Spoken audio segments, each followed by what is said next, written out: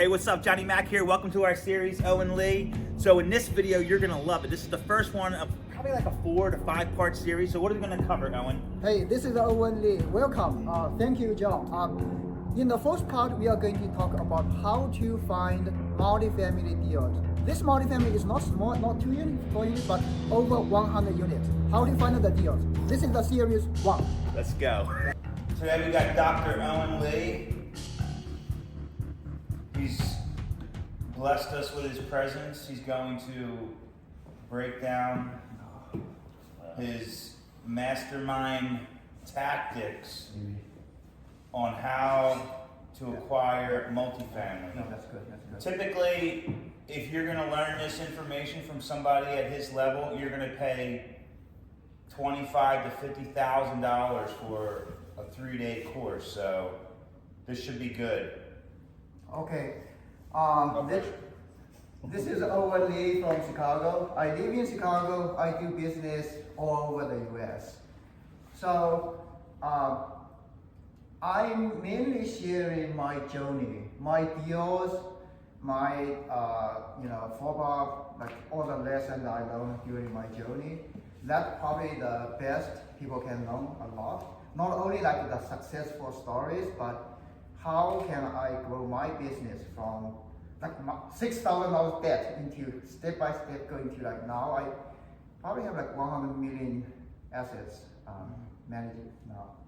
So today actually the main content is try to show people a deal. How can we do a multifamily deal step by step? At each step, what's the factors which can affect our decision making? What's the risk? How much money you need to put in each step? What's the risk and what's the reward down the road? By doing this process-wise, I really believe that people can have some idea. Oh, when I'm going to this way, when I want to do some deals like this. Oh, this is a step-by-step way to learn. Last month, December 20th, 2024, we closed a deal. It's a 133 units multifamily deal in Mississippi. The purchase price is $9.2 million, and it's a sweet deal. The way that the revenue, if I do nothing, the revenue is like $120,000 a month. So total revenue will be 1.3 million or above annually by doing nothing, right? And it's like you buy a single family house and then you rent it for like $1,400 a month type of like revenue. But I have like 133 unit of that in one deal. That's sweet. Not only about the cash flow, you need to take a consideration about what's the quality of the house, what's the location of that. Say if it's in a war zone, you probably can find such return, right? But the overhead, the management, all the risk, drug, prostitution, gangsters, I will never do Class B properties. This deal is sweet, not only in cash flow wise, but also the condition is really good. Like the previous seller spent like almost $4 million to update the units. I will probably show some of the photos or videos to you guys. Like it's like 2-story brick. It's in 1970s building, so it's supposed to be Class C. But since we already spent like $4 million to upgrade that, all the HVAC systems, all the electrical, all the plumbing, and then all the windows, roofing, it's the exterior. For interior, it's not in Class A standard, but it's new. Like kitchen, bathroom, flooring, light fixtures, the painting, everything. When you get into that unit, it's kind of like a Class B. It's new. I mean, the quality obviously we cannot buy like high standard stuff, but It's good.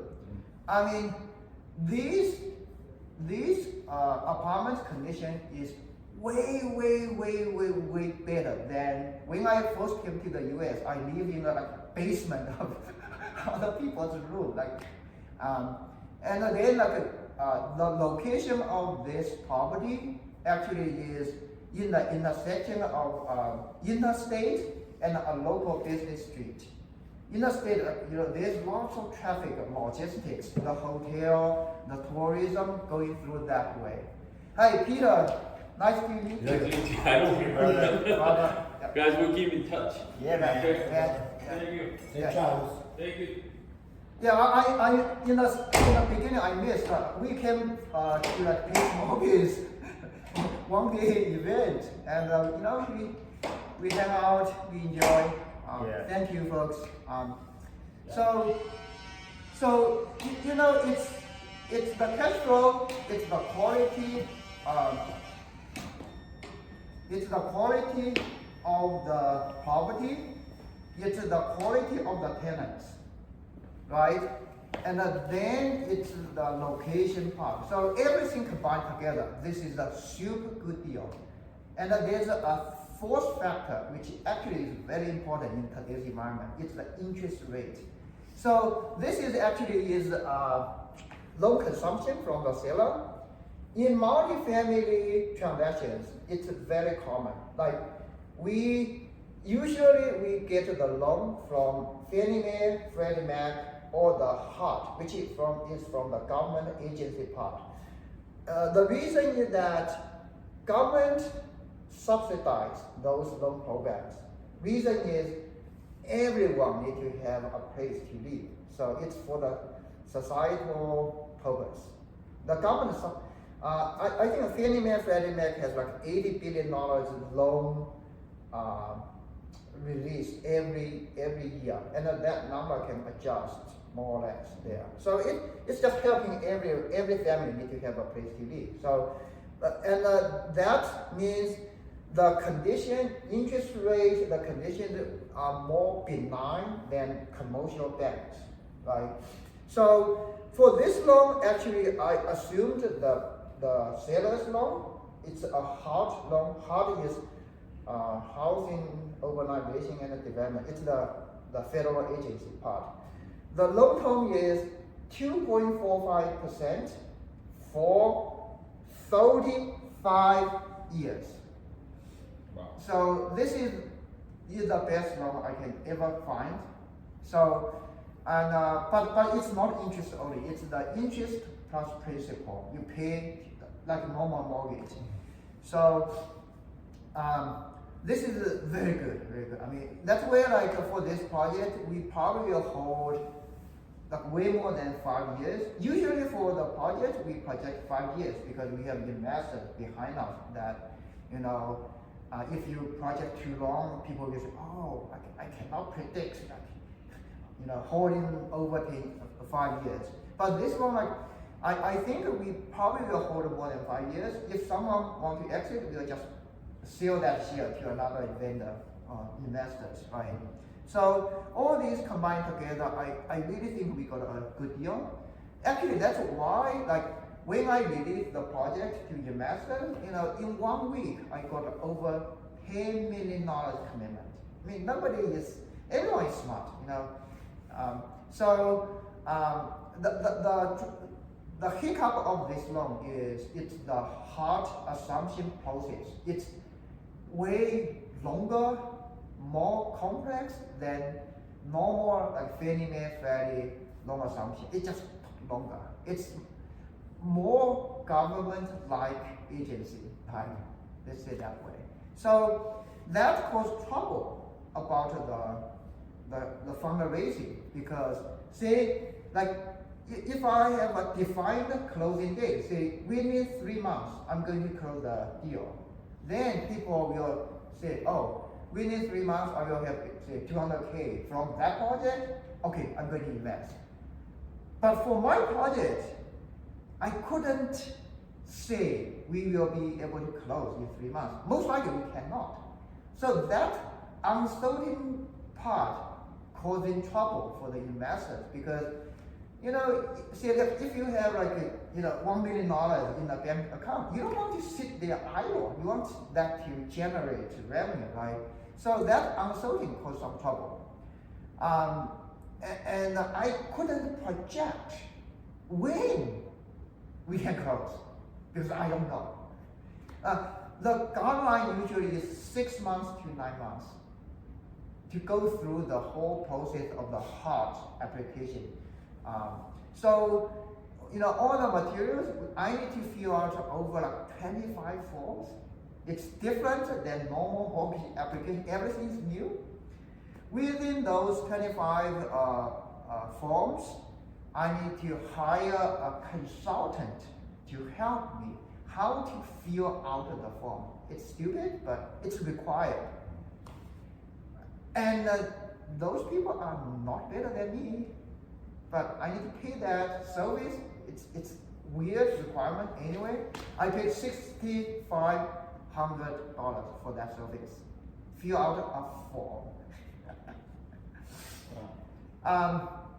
And then how to get this deal. So this deal actually is like through the broker relationship. The broker, I just bought another 140 units from him in October 2023. And in February 2024, I went there to check, to monitor that 114 units. I called the agent. Oh, I'm in town, and do you have other properties in pipeline? By that time, actually, he has a few other deals, but it's not like in for him to represent, to sell. Right. But anyway, he gave me the information. I just tore around those. And for this specific 133 units, it's actually like 3 miles away. It's in the same town, 3 miles away, same school district. The school district is the best in that local 50,000 people town. And that won't hold. I just tour around. I pretend to be the tenant, looking for apartments. And the on-site staff is pretty nice. Show me some of the units. Show me the leasing office just got rehabbed. It's brand new. It's new. There's a gym. There's a business center. Like people, if you don't have access to internet computer, there's a few computers. There's some printing machine. Like for tenants, if you don't, believe it or not, there's still tenants don't have access to computer, to printer, those stuff. So you can use that free. These amenities will help to attract some of those people, just to increase the broaden the tenant base.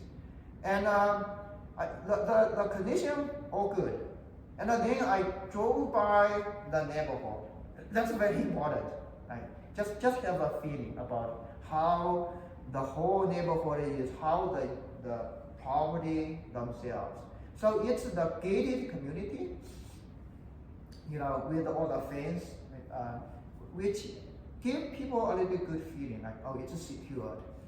And then I tour around nearby again. I saw like the brand new HVAC systems. Every unit has brand new HVAC system.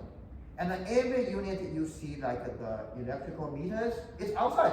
Clearly you can see like it's new. And then I tour a few vacant units. It's good, all good. And then I try to guesstimate what's the tenant profile. Like you really don't want to see like some like junk cars like all around in the parking lot. No. When I tour that community, it's a 133 unit. There's probably like 100 cars like parked in the parking lot. The parking lot condition was pretty decent. I don't see any car which is like 15 years, 20 years, almost abandoned. Nothing. It's majority of them were pretty new, which kind of indicated the profile of the tenant base were pretty decent. So that's a good deal. And then I decide to give an offer to broker. Then I see, the broker become my friend because I bought property. I mean, he probably make like 200K from my deal. Right? That's a key point is when people look for deals, like you call the brokers, you didn't establish yourself, so your words count less unless you close 1 or 2 deals with him. He knows your style, like can you close, do you have enough funding to close any deals? What's your style to negotiate? Are you like a nickel and a dime with the seller, giving him lots of trouble? Usually, like these are all important. It depends on like whether the broker wants to work with you or not. I mean, for me, like I keep telling him that I'm a man for my words. Whenever I said something, I will deliver. That's my words. So I don't back out. That's why like I closed the 114 unit. That's another $12.2 million deal, and I raised almost $8 million to close that deal. So after that, no hiccup. I mean, so after that, I immediately established my credential to the broker. So that's why he's sending whatever his offline deals to me. Can I interrupt a second? Yes. I'm talking to the owner. Yeah. They said, hey, what if we want to extend 1 more night? How many people? 4 nights. He said, how about $300? So you guys can stay 1 more night, $300. You want to? No, there's no more people here now. $300 total? Oh, for that additional. So $100 each. That sounds reasonable. Yeah. You want to stay? You're gonna stay, and your wife, and then you're leaving now, right? I'm leaving. You leaving? You just have to leave? Yeah, my wife is sick, so I need to leave today. So it's only you and I and my wife? I leave tonight. You leave tonight. Yeah. It's similar as hotel price, so Huh? it's very. It's like, yeah, it's like a hotel. Hotel is like $150. Yeah. $150. It seems, yeah. Yeah, I'm good. Yes. I'm good. Stay? I need time to negotiate further. I really appreciate that, by the way, yes. Yeah, thank you, bro. That's super kind. I owe you a deal. Yeah. Yeah, I'm good. Cool. Cool. So, again, I'm trying to like. Actually, let me tell my wife so she's not fine. Okay. Really quickly. Yeah. Really, like, I just gonna say, hey, would you be fine? Yeah. So, I'm just randomly talking about the whole process, how to do. Yeah, deals. so for me, Owen, I don't, like, this is good, like, some of the things that I wrote down is like, okay, you did the drive-by, the consulting costs, like, that to me is like a TC, what we, transaction coordinator, which is fine, it's part of it. If you're doing a multi-million-dollar deal, 6,500 is not too bad, Yeah, but it's not easy. It's but I didn't know piece of- that needed to occur, so now you're educating me. Now, people that don't know that, like me, I would wanna know that. So you're doing great, and then, just the details, to Yeah. fill in the gaps, so then we can paint the picture of the roadmap. Okay, how did Owen get the deal? Well, he has a relationship with a broker, okay, and then the broker shows him some other deals, and then, okay, Owen goes and does a drive-by, which is basically what you do in single family. You're looking at the asphalt, you're looking at those are all key points that Yeah. we would all do in a single family home. So then, okay, now the offer. So now I wrote down, how to get the deal, Yeah. right? And you kind of explained that. And now I wrote down the offer. So How what? you structure that, yeah. So now what did that look like? Because now it's like you're pivoting to the next section. So that.